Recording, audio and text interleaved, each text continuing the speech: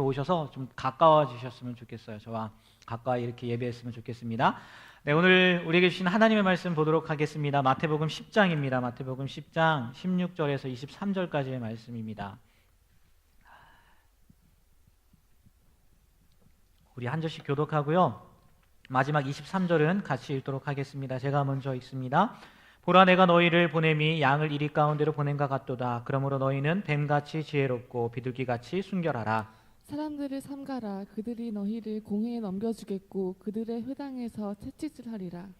또 너희가 나로 말미암아 총독들과 임금들 앞에 끌려가리니 이는 그들과 이방인들에게 증거가 되게 하려 하심이라. 너희를 넘겨줄 때에 어떻게 또는 무엇을 말할까 염려하지 말라. 그때에 너희에게 할 말을 주시리니 말하는 이는 너희가 아니라 너희 속에서 말씀하시는 이 곧 너희 아버지의 성령이시니라. 장차 형제가 형제를 아버지가 자식을 죽는 데 내주며 자식들이 부모를 대적하여 죽게 하리라.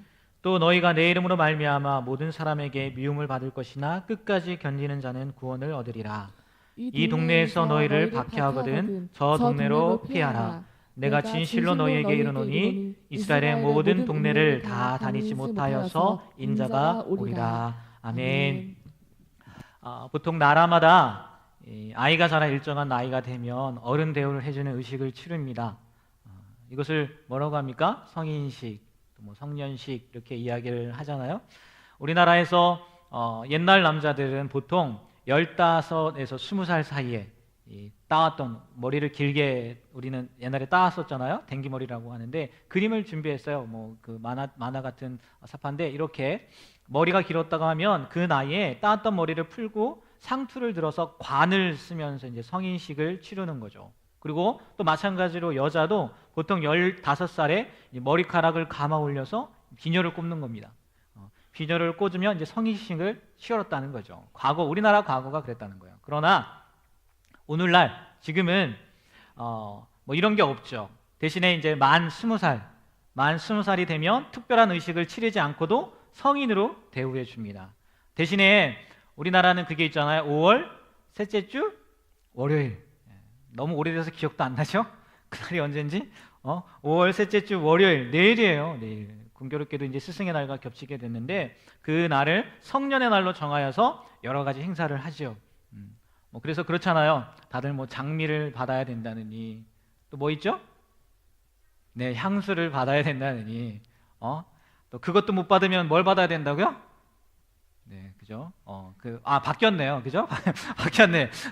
키스를 받아야 된다고 하고 그것도 못 받으면 장미나 향수를 받아야 된다고 뭐 이렇게 얘기하는데 성년의 날은 시민이 아니라 사회인으로서의 책무를 일깨워주는 것에도 있다는 것을 우리가 알았으면 좋겠어요. 뭐 선물 받는 것에만 생각하지 말고 뭐 이 성년의 날 얘기가 나와서 그런데 성인식 여러분들 아마 들어보셨을 것 같아요. 이게 옛날에 이제 많은 이야기들을 이렇게 전해지면서 이렇게 성년식에 대한 얘기들도 다른 나라죠. 다른 나라 아니면 또 뭐 오지라고 해야 되나요? 그런 나라들의 성년식에 대해서 쭉 얘기하는 것들을 혹시 들어보셨을 것 같기도 한데 어떤 부족의 성인식은요. 이거예요. 정글에 들어가서 그냥 정글의 밤에서 그냥 그날 하루를 보내면 통과되는 성년식이 있다는 거예요. 어느 나라인지는 모르겠습니다. 어쨌든 그런 게 있는데 우리가 생각할 때는 야 진짜 쉽다 이렇게 생각할 수도 있지만 우리가 뭐 정글에 살아보지 않아서 그런 거죠. 그런데 거기에 사는 사람들은 쉽지 않은 거라는 거죠. 왜? 그날 밤 무슨 일을 당할지 모르는 거니까. 그것도 혼자잖아요. 뭐 성년이라고 해봤자 몇 살 되겠습니까? 우리나라도 옛날에 뭐 15, 20살 했던 것처럼 아마 그 종족들도 보통 그 나이 정도 됐을 거라는 거죠. 그러니까 우리처럼 쉽게 생각하기보다 아마 어려웠을 거라는 거죠. 특히 정글이라는 것이 그렇지 않습니까? 밤에 주로 뭐가 돌아다녀요? 맹수들이 돌아다니죠. 뭐 사자라든가 호랑이라든가 뭐 정글 밀림 모르겠는데 아무튼 사나운 맹수들이 돌아다닌다는 거죠. 그런데요, 이 부족에게 그 성년식이 이제 어린 아이들에게는 되게 두려움의 순간이 될 수도 있겠지만 그 성년식이 지나고 장가를 가본 사람들, 이제 성인이 된 거죠. 성인식을 치른 사람들은 이 성년식이 아무것도 아니라는 것을 안다는 거죠. 왜? 자기들은 경험했고 그리고 무슨 일이 일어나는지 알기 때문에. 어떻게 보면 담력 테스트라고도 하는데 이 아이가 갔을 때, 성년이 되기 위해서 아이가 갔을 때 무슨 일을 하느냐? 아버지나 삼촌이나 아니면 결혼을 한 형, 성인식을 치른 사람이죠. 결혼을 한 형이 아이 몰래 주변에 있다는 거예요. 그 주변에서 같이 꼬박 밤을 새워준다는 거죠. 그런데 성인식을 치르는 아이는 그걸 모르기 때문에 두려운 마음을 가지고 들어간다는 거예요. 그래서 때로는 두려움에서 떨다가 이 정글에서 도망쳐서 다시 마을로 돌아와서 성인식을 통과하지 못하는 일도 생긴다는 거죠. 어떻게 보면 담력 테스트죠. 그죠? 담력 테스트를 통해서 성인이 될 수 있는 뭐 좀 이상한 풍속이죠. 만약에 이 테스트를 했으면 아마 저는 아직도 성인이 되지 못했을 것 같아요. 저는 담력이 없거든요. 저는 무서움을 굉장히 많이 타서 못할 것 같은데, 그런데요, 이 성인식을 가기 전에 이 부모님들이, 형들이 꼭 하는 말이 있대요. 같이 간다는 건 당연히 비밀이겠지만 꼭 하는 말이 뭐냐면 아무것도 걱정하지 마라. 이 얘기를 해준다는 거예요. 두려워하지 마라. 염려하지 마라. 그러나 내가 같이 가겠다는 말은 하지 않지만 그렇게 이야기를 해준다는 거예요. 그럼에도 이런 이야기를 들었음에도 불구하고 혼자 정글에 있는 동안 이제 막 밤 되면 뭐 짐승들이 울부짖을 거 아닙니까? 그러면 짐승 소리만 나도 엄청 무섭고 두려워서 뭐 떨겠죠. 그래서 두렵고 떨리는 마음으로 도망치는 사람도 생긴 거죠. 뭐 많지는 않겠지만 다행히 도망을 안 가고 밤을 지새우는 사람이 도망가는 사람보다 훨씬 많다고 합니다.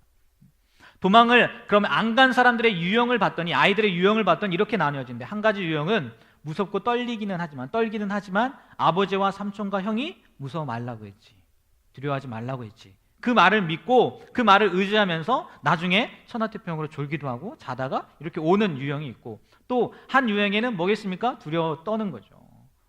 무서워 말라면 무슨 소용이 있어? 염려하지 말라면 무슨 소용이 있어? 나 혼자 나갔는데 무서워하지 말라고? 네가 해봐. 안 무서운가? 혼자 한번 해봐 하면서 밤새도록 오만 불평을 하다가 날이 밝아서 성인식을 통과하는 경우도 있대요. 그런데 재밌는 진실은 도망간 소년에게도, 또 천하태평으로 잠을 잔 소년에게도, 또 불만을 가진 소년에게도 동일하게 무서워하지 않고 두려워하지 않도록 누가 지키고 있다는 거예요? 부모님들이 지키고 있다는 거죠. 아버지가, 형이, 삼촌이, 친척들이 졸지도 않고 지켜준다는 거예요. 그래서 이 성인식 관문을 통과한 사람은 밤새도록 정글의 위험에서 혼자가 아니라 자기를 지키기 위한 가족, 친척, 동네 어른들의 사랑이 있었음을 발견하게 되고, 그것이 평생의 버팀목이, 그들이 성인이 되고 그런 울타리 안에 있는 그 버팀목이 된다고 합니다. 제가 왜 이 말씀을 드리나, 오늘 말씀에 나와 있는 이 예수님께서 제자들을 세상에 보내시는 그 과정이, 그 말씀하시는 것이 꼭 이런 성인식을 치르는 과정과 비슷하게 보였다는 거예요.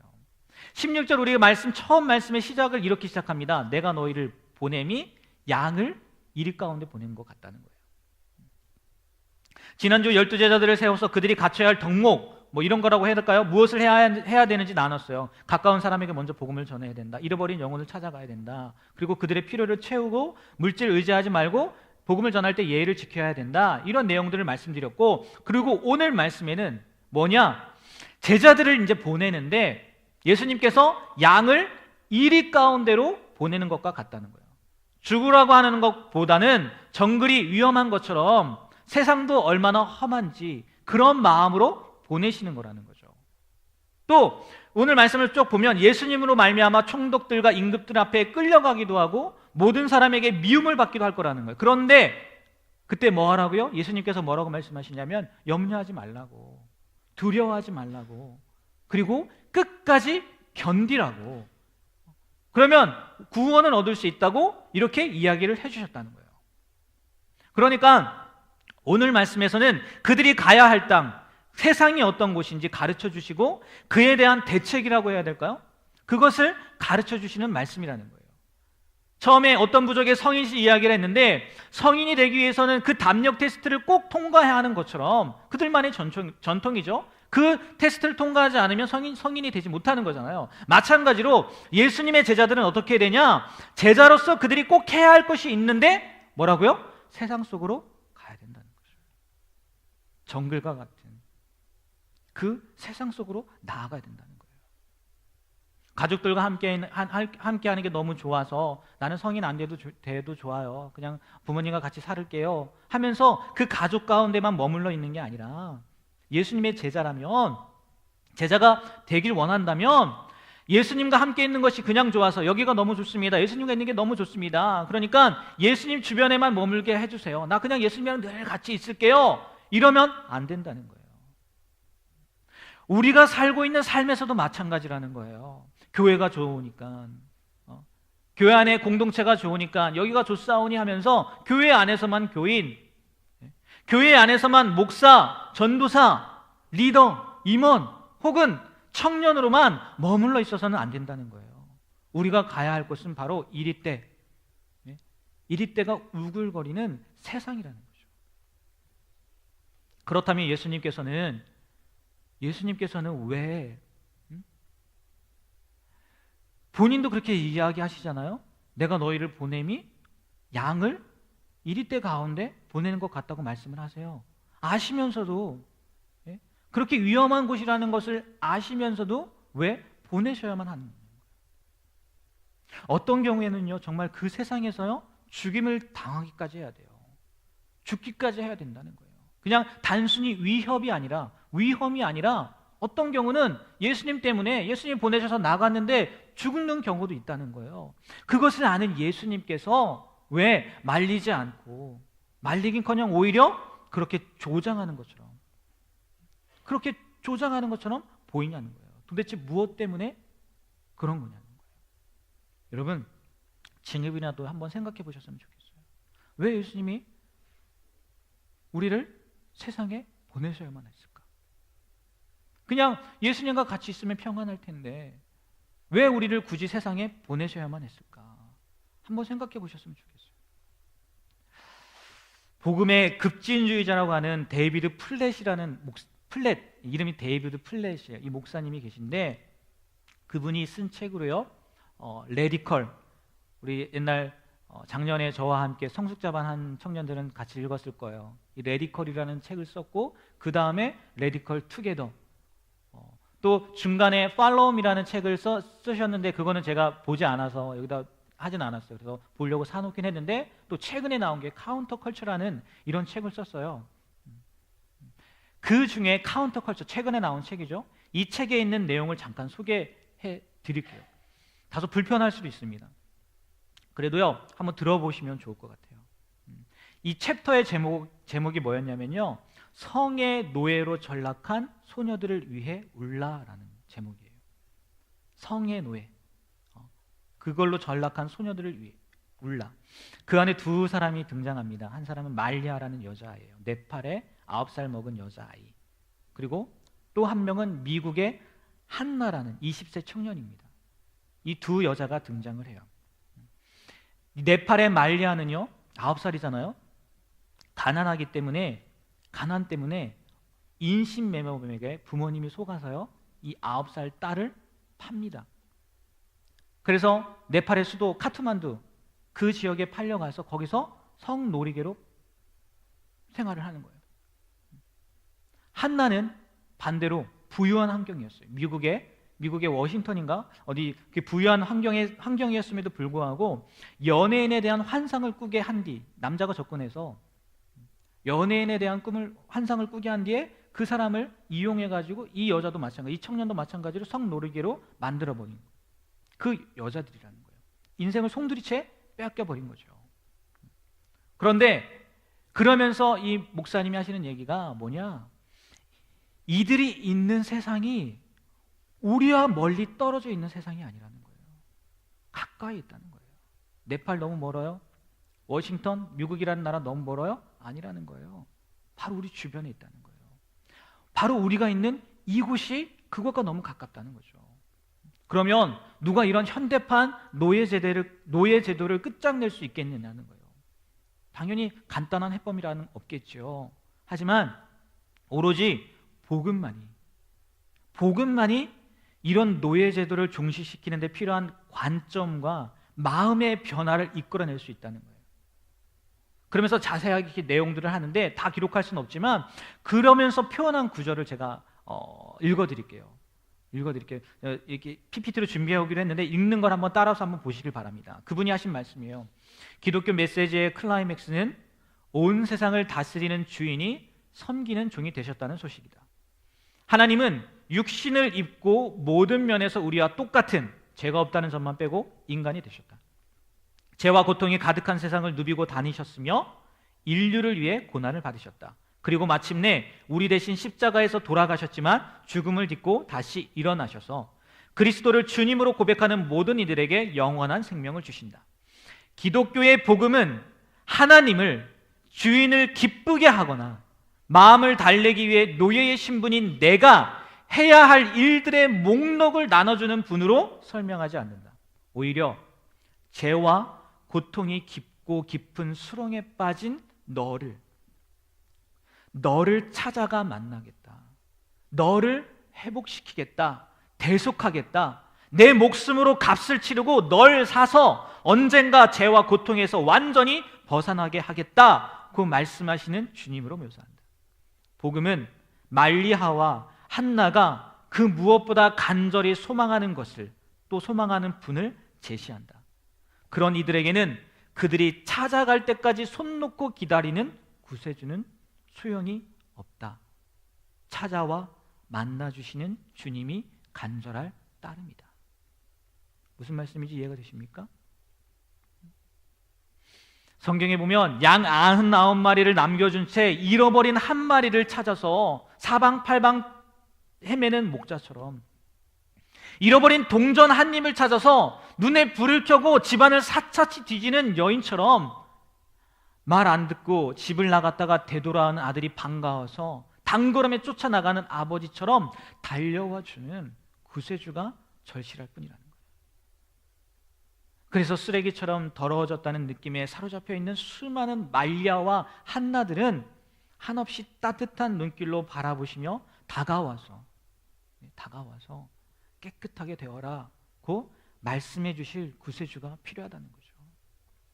수치심에서 헤어나지 못하는 그들에게는 이 땅에서 잃어버린 명예를 회복시키고 영원한 나라를 바라보는 소망을 되살려줄 구세주가 있어야 된다는 거예요. 그리고요, 이게 끝이 아닙니다. 또한 말리아와 한나 같은 친구들을 이렇게 표현했어요. 후려다라고 표현했어요. 후려다. 말리아와 한나 같은 친구들을 후려다가 성적으로 착취하는 이들에게도 똑같이 구세주가 필요하다는 거예요. 성매매 산업을 하면서 그 이면에서 이 뒷받침하는 이들은 스스로 저지르고 있는 죄의 본질이 얼마나 심각하며 날로 가까워지는 하나님의 심판이 얼마나 맹렬한지 알아야 된다. 동시에 죄인들의 영혼을 대속하기 위해 하나님이 얼마나 크고 너그러운 희생을 치르셨는지도 알아야 된다는 거예요. 그래서 그 사람들에게는 죄를 용서하시고 삶을 변화시키셔서 더는 그런 소녀들에게 착취해서 자기의 배를 채우는 게 아니라 불쌍한 희생자들을 보호하는 데 앞장서게 이끌어갈 구세주가 필요하다는 거예요. 그런데 그걸 누가 할 수 있다고요? 복음의 능력만이 할 수 있다. 복음의 능력만이 그들의 마음을, 그들의 사악한 심령을 움직일 수 있다는 거예요. 또 이게 끝이 아니더라고요. 또 어떤 사람들에게 복음이 필요하냐? 피해자들을 이용해 성적인 욕구를 채우고 음란물을 즐기는 남녀들에게도 마찬가지라는 거예요. 무슨 얘기입니까? 그 피해자들뿐만 아니라 그들을 사용하는, 그들을 속이는 사람뿐만이 아니라 뭐라고요? 그 자리에 가는 사람들. 수요자가 있으니까 그런 일들을 행할 거 아닙니까? 복음은 그 사람들에게도 필요하다는 거예요. 고로 결론이 뭐겠습니까? 복음은 누구에게나 구세주가 필요하다는 거죠. 이 세상 모든 사람들에게 구세주가 필요하기 때문에 우리 보고 나아가라고 하는 거예요. 심지어 이리때가 가득한 줄 알면서도 예수님께서 그 속으로 보내셨다는 거예요. 왜요? 왜? 바로 그 이리때 속에서 살 희망도 잃은 채 한나와 말리아처럼 하루하루 힘겹게 살아가는 사람들이 있기 때문이고요. 또 말리아와 한나 같은 사람들을 자신들이 가진 힘을 가지고 잘못 행하는 사람들에게 제대로 된 길을 가르치고 회개의 선포를 해야 될 의무가 우리에게 있기 때문이라는 거예요. 더 나아가서 나는 아닌 것처럼 겉으로 의로운 채 살아가지만 속은 썩을 대로 썩어 있는 우리와 같은 이선자들에게도 위선자들에게도요, 그 마음의 더러움을 도려내야 할, 영적인 눈을 뜨게 해야 할 우리의 의무가 우리에게 있기 때문에 그 세상 속으로 가라고 했다는 거죠. 정말이죠, 여러분. 예수님의 제자들은요, 세상이 어떤 곳인지 알면서도요, 떠났어요. 떠났다고요. 또 예수님께서 돌아가시고 난 후 2000년이 지난 지금까지도요, 예수님을 따르는 제자들은요, 교회 안에만 머물러 있지 않았어요. 세상으로 나아갔다는 거죠. 그리고 지금도 떠나고 있고요.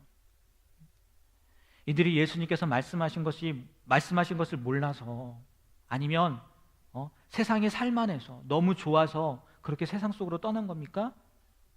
위에서도 말씀드렸지만 결코 아니라는 거예요.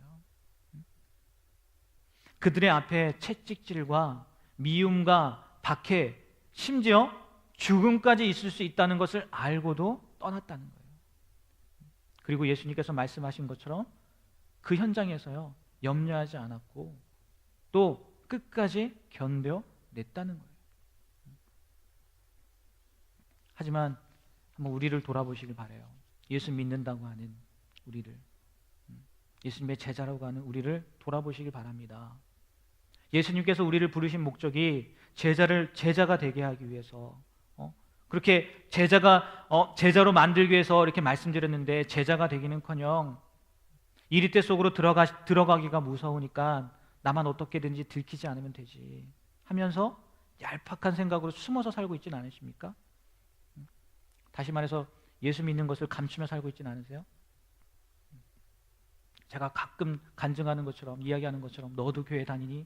나중에 이 한마디 듣는 거 아니세요? 또는 이렇게 살 바에 나도 이리떼 속에 섞여 이리처럼 그냥 살아야지 하면서 묻혀 살지는 않으십니까? 다른 말로요, 세상의 생각대로 생각하고 세상의 방법대로 살고 있지는 않으시냐는 거예요. 또는 때론 이리떼 앞에 목숨을 구걸하는 양처럼 힘없이 지내고 있지는 않느냐는 거예요. 아무것도 하지 않은 채 세상에 휩쓸려 살고 있지는 않으시냐는 거예요. 여러분, 우리 정신 차려야 돼요. 진짜 정신 똑바로 차려야 됩니다. 예수님은요, 우리를 그렇게 나약한 존재로 부르지 않으셨어요. 또 그렇게 살라고 보내시지도 않으셨어요. 비록 이리떼가 득실되는 곳으로 보내는 양처럼 이렇게 우리를 묘사하셨지만, 그와 더불어 예수님이 뭐라고 말씀하셨다고요? 염려하지 말라고, 두려워하지 말라고, 그리고 견뎌내라고. 처음 성년식 이야기하면서 숨어서 지켜봤던 아버지, 삼촌, 그 사람들이 아니에요. 그 이상이라고요. 그 이상으로요, 우리와 늘 함께, 아니 평생 영원히 함께 해주시는 전능하신 하나님이시고 예수님이라는 거예요. 그냥 보내시지 않는다는 거죠. 근데 문제는 뭐냐? 우리가 그 사실을 믿어야 된다는 거죠. 그런 믿음이 없이 어떻게 세상으로 나아갈 수 있겠어요? 먼저 여러분, 나와 함께 하시는 예수님을 믿으시길 바랍니다. 그리고요, 그 세상이 더럽더라도요, 세상이 위험하다 할지라도요, 그 세상 속으로요, 나아가야 돼요. 또 믿었다면 오늘 말씀에 그 예수님의 말씀하신 다음에 뭐라고 말씀하셨냐면, 우리에게 이렇게 이야기합니다. 뱀처럼 지혜롭고 비둘기처럼 순결하라 이야기하세요. 그럼 우리도 어떻게 해야 돼요? 당연히 뱀처럼 지혜롭고 비둘기처럼 순결해야 된다는 거죠. 그러면 세상 속에 나아가서 뱀처럼 지혜롭고 비둘기처럼 순결하다는 건 뭘까요? 내가 믿고 나아갈 때 뱀처럼 지혜롭고 비둘기처럼 순결해야 되는데, 도대체 뱀처럼 지혜로운 게 뭐라는 거예요? 뱀처럼 세상에 악한 것들이 있는데 이렇게 잘 피해 다니라는 그 얘기겠습니까? 아니겠죠. 뱀처럼 지혜롭다는 거는요, 분별력은 지니라는 거예요. 분별력. 어떤 것이 옳은지, 어떤 것이 나쁜지, 어떤 것이 하나님이 기뻐하시는지, 어떤 것이 하나님이 싫어하는 건지, 이런 게 분별력인데, 다시 말해서 말씀드려서 지혜죠. 세상을 사는 지혜인데, 이 지혜가 어디에서 오는지 아십니까? 이 분별력이 어디에서 오는지 아세요? 우리 디모데후서 3장 12절 15절입니다. 다 같이 한번 읽어볼까요? 3장 12절에서 15절 한 목소리로 읽습니다. 시작. 무릇 그리스도 예수 안에서 경건하게 살고자 하는 자는 박해를 받으리라. 악한 사람들과 속이는 자들은 더욱 악해져서 속이기도 하고 속기도 하나니 그러나 너는 배우고 확신한 일에 거하라. 너는 내가 누구에게서 배운 것을 알며 또 어려서부터 성경을 알았나니 성경은 능히 너로 하여금 그리스도 예수 안에 있는 믿음으로 말미암아 구원에 이르는 지혜가 있게 하느니라. 아멘. 예수 안에 경건하게 살고자 하는 자는 박해받는데요. 이리 때 속으로 들어가니까. 그리고요, 사람들이 얼마나 악한지 속이는 자들은 더욱 악하여져서 속이기도 하고 속기도 한대요. 그런데 너는 뭐 하라고요? 배우고 확신한 일에 거하래요. 마지막 15절에 네가 어렸을 때부터 디모데에게 하는 얘기죠. 성경을 알았는데 성경은 능히 너로 하여금 그리스도 예수 안에 있는 믿음으로 말미암아 구원에 이르는 지혜가 있게 한다는 거예요. 무엇을 통해서 그런 지혜를 구할 수 있다고요? 성경을 통해서. 우리가 그 세상 가운데에서 구원받을 수 있는 분별력을 가지고 살아갈 수 있는 지혜가 어디서 온다고요? 성경에서 온다는 거예요. 여러분, 왜 우리가 5월부터 큐티, 매일 성경을 가지고 큐티를 하는지 아십니까? 물론 개인 신앙 훈련이에요. 그런데요, 그 속에 이런 지혜가 있기 때문이에요. 매일매일 하는 그 성경, 그 큐티 가운데 이런 지혜가 있기 때문이라는 거죠. 말씀을 통해서 우리가 분별력을 가질 수 있기 때문에 그것을 한다는 거예요. 또 무엇이 옳은 것인지, 어떤 선택을 해야 하나님이 기뻐하시는지 분별할 수 있는 능력을 그 큐티를 통해서 우리가 알 수 있다는 거예요. 당연하죠. 말씀을 가지고 하는 거니까. 내 생각 갖고 하는 게 아니니까. 아직 안 하고 계신 분들은요, 꼭 시작하시길 바라요. 그리고 하고 있는 분들은 너무 감사해요. 분명히요, 저도 그런 경험이 있습니다. 아마 지금 책은 가지고 있지만 책장에 꽂아놓고 있을 거예요. 보지 않고. 저도 그랬어요. 몇 년을 그랬습니다. 그래도 저는 포기하지 않고 계속해서 얘기할 거예요. 왜요? 그러다가 어느 순간 그게 내 말씀이 되더라고요. 어쩌다 한 번이라도. 그래서 뭐라고 하지 않아요. 꽂아놓는다고 할지라도. 컬렉션 괜찮습니다. 매월 한번 모아보세요. 이게 그 일독을 하려면요, 한 8년 모아야 됩니다. 네. 성경 일독가 한 8년, 6년인가 8년이거든요. 한번 모아보세요. 제가 지금 아쉬운 게 옛날 했던 걸 버린 게 너무 아쉬워요. 모아놨어야 되는데, 보여드렸어야 되는데, 여기 와서부터 한 것만 모아놔가지고 좀 아깝긴 한데 그렇게 컬렉션이라도 하십시오. 그만큼 말씀이 중요해요. 왜요? 분별력, 뱀처럼 지혜로울 수 있는 분별력이 말씀을 통해서 온다는 거죠. 또한 우리가 세상에 나아갈 때 무엇을 갖춰야 되냐? 비둘기처럼 순결해야 된다는 거예요. 부패한 것에 혼합되지 말라는 거예요. 이런 말 있지 않습니까? 금묵자흑. 뭐예요? 먹을 가까이 하면 검어진다는 거죠.